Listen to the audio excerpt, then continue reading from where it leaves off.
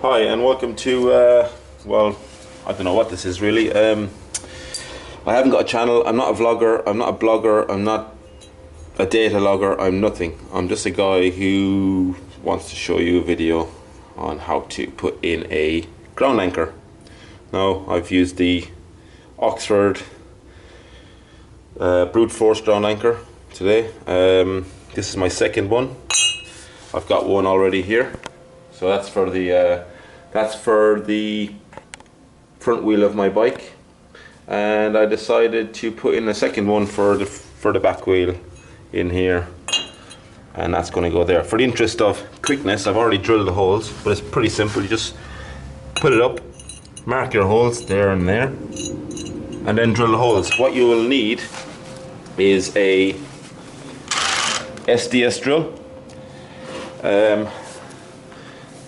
SDS is better. You can use a standard drill, but it will take a lot longer to drill the hole, and you will need a 16mm drill bit, a compatible drill bit with the drill, and then you will need some of these bad boys, which will come with your they will come with your ground anchor or wall anchor, whatever you want to use.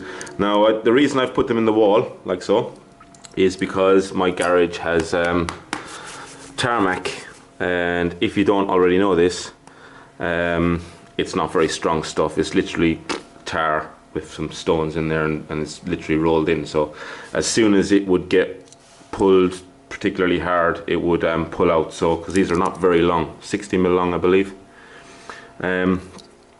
so best to put these into solid brick or solid concrete. I did think about putting them here with some resin, but then it's only as strong as the surrounding area, so not very strong. The wall is the best option. Now, when you're drilling the holes for the wall, it's always best to centralize the holes. So if you're doing it in a red brick, make sure the holes are far enough away from the mortar. Further away they are, the less likely you are to hit a soft spot or to crack the brick, because if you crack the brick, it's not going to be strong. You're going to have to start again, and then you're going to make a mess of your wall. So I mean, I've drilled the holes here already, drilled them up about 70mm deep, 10mm deeper than the actual wall plug, and then you blow all the dust. Now, when you're doing this, make sure that you take the screw all the way out. Take it out of the roll plug, because when you hammer in these, if you put them in the wall and hammer them in while the screw is attached, you will knock the thread, you will knock this little thread out the bottom of the roll plug, and then it will be stuck in the wall, and that'll be useless. So take the bolt out, place this in the hole. It will be very, very tight. Place that in the hole, and then you get your trusty hammer and just gently knock it in.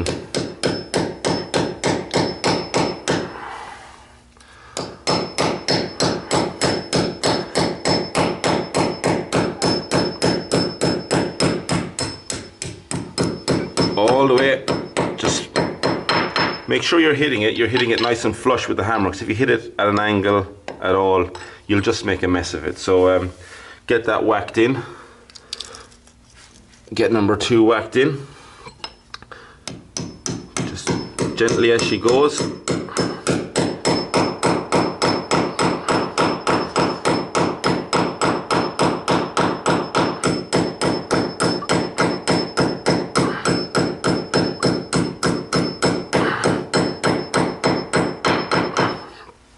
Now, that's it. Quite difficult while you're holding a camera.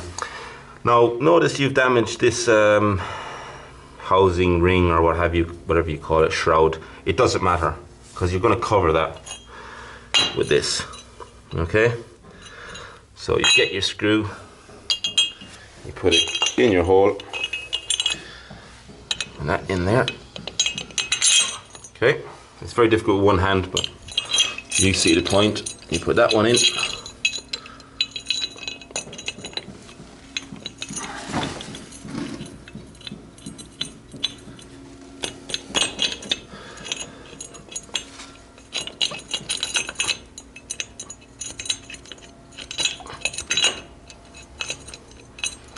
Right. Now you will have an Allen key that will come with your set. Just get that right in there. Right in there. Eventually it will work its way down to where the screw head is.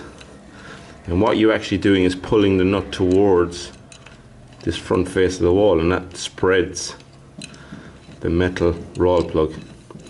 It spreads it so much that it grips the wall. And they reckon they've tested one of these with a forklift, and that they've literally pulled it and pulled it and pulled it, and a forklift couldn't pull it out from the wall. I haven't seen that test, but I've heard that is what's happened. Now she's gripped on. Okay. Right, so what I always say is never tighten it right up. So tighten it up to about there so it's still loose, and then do the other side.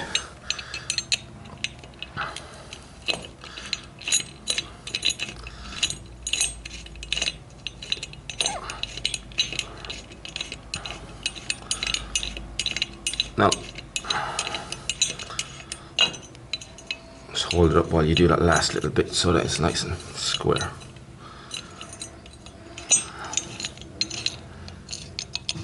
This one you can tighten up. Go to there, and then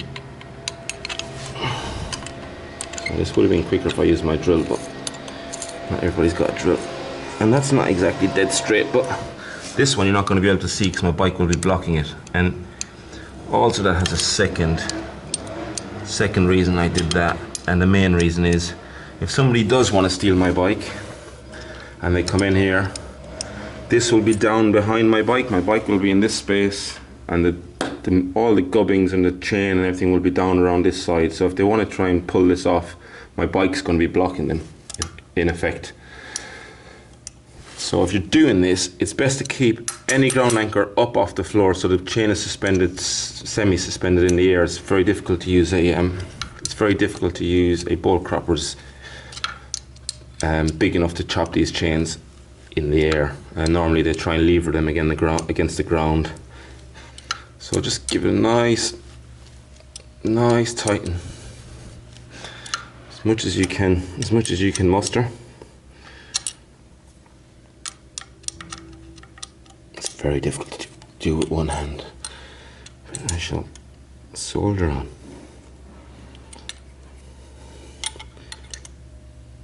I need to get a longer Allen key out for this one.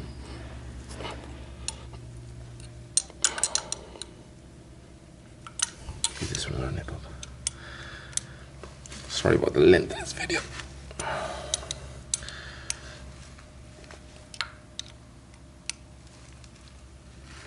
Sometimes when you're drilling bricks as well, you'll hit a soft spot, so you'll end up drilling the hole and you'll get halfway through the brick and then loads of sand will come out, which is actually what happened in this hole. You can see the different dust. This was the dust, which is a lot lighter color from this hole, and then this is the dust from the left hole, and you can see the noticeable difference in color, and that's because I hit a sandy bit, really sandy bit of the brick, which was softer, and in turn my drill bit went straight through really quickly. So you don't need to put a lot of pressure on these drill bits to try and get them to do the hole, especially when you're using SDS. If you use a standard drill, you'll be drilling for quite a few minutes, but you know, if that's all you've got, that's all you've got. So I think we're there really with that. Yeah, there's no more movement in that. Now what you'll also get in this pack, because you know, if a thief wants to come along with an Allen key, he's just going to pop that, but not this one. You get these. There you go. And you put them in the hole. Now they'll probably fall out a few times. But what I tend to do is, I tend to get a bit of sellotape. And should hold in the hole. This is the fiddly bit. I'm going to put you down for 1 second. Hopefully you can see what's going on. This camera is not the best at filming this stuff. but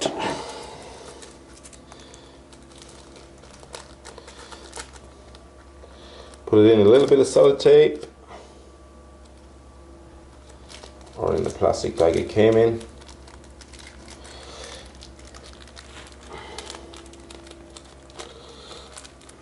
And only if you're happy with the hole you've done, you hold it over and you give it a little tap, which hasn't worked on this occasion.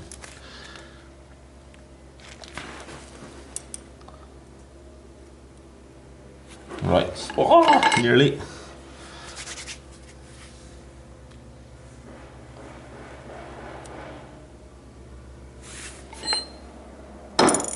Nope.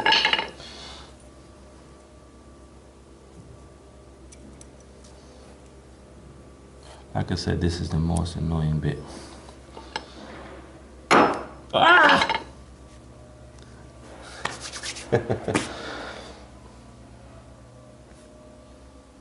Believe it or not, on the other one I got this first time.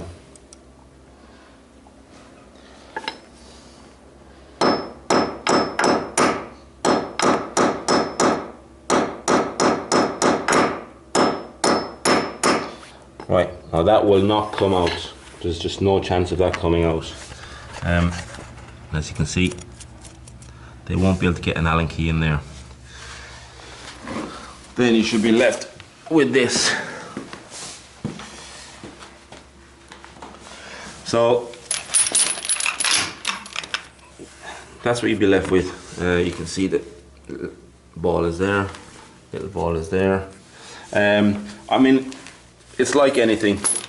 If a thief wants to get into your, if a thief wants to get your bike, I mean, I've just bought an Aprilia RS-V4, which I will do a review on. It went back to the shop today because it had a coolant leak, and a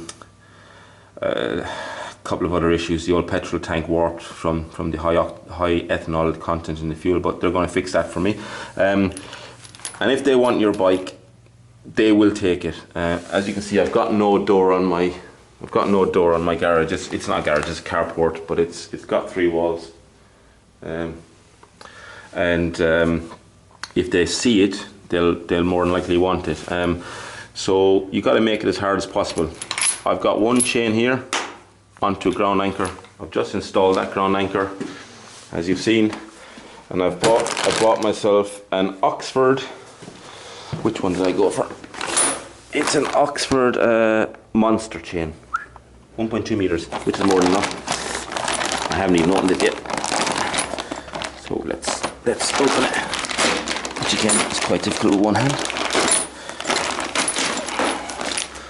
Okay, attachment approved. Blah blah blah. This is the Xena.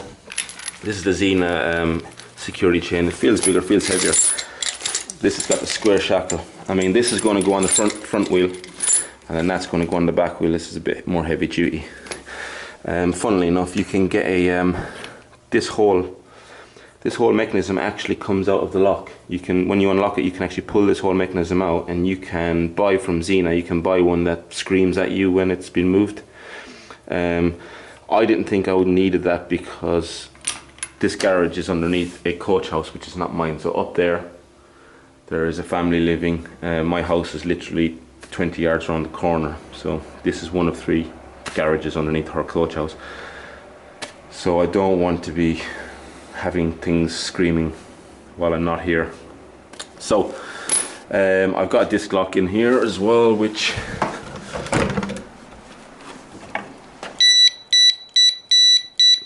does have an alarm. That's Oxford as well, and I think that's pretty sufficient.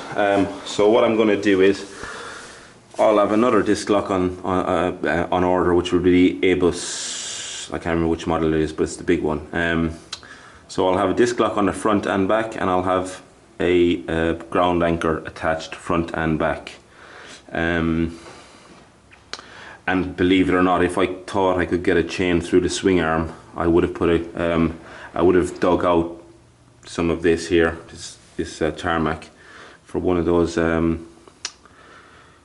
ground anchors, the little eyes that you get that can be cemented in or concreted in. But I can't get a chain through the swing arm. But like I said, hopefully if a thief ever came around this area, which is doubtful, he would look at this, or she would look at this and be like, yeah, it's too much hard work, I can't be bothered to try and get through 2 chains and 2 disc locks and the bike alarm. I might invest in a tracker. The M-Track from, is it Automatrix, looks like the best one. You know, it's 340 odd pounds for the year, including your subscription. But as soon as you report it stolen, they send out operatives, I believe, to recover, and they've got a really good recovery rate. Check them out on YouTube. They got loads of videos where they go and send out some officers to recover stuff. But I hope I didn't drone on too much. That is it. Any questions, put it on my YouTube thingy. But that is solid as a rock, and I'll test that one, but I'm sure that's going to be solid as well. Don't be tempted to buy a drill bit that's, you know, say you haven't got a 16mm drill bit, but you have a 14mm, and you're gonna wobble it in and out and make the hole bigger. Don't be tempted, because these are designed to grip onto that exact size hole, and you saw how difficult it was for me to hammer them in. It needs to be that tight. It needs to be that tight to offer the security. There's no point in buying this kind of security and then being able to like pull it out of the wall, because you know, if it pulls out of the wall, then it's useless. I mean, this just will not come out, and that's what you want. And when you go out for your spin during the day, just leave it locked on it. Leave it locked on there, and your chain is secure then as well. Any questions, like I said, give me a shout. I will endeavour to answer them as best of my ability.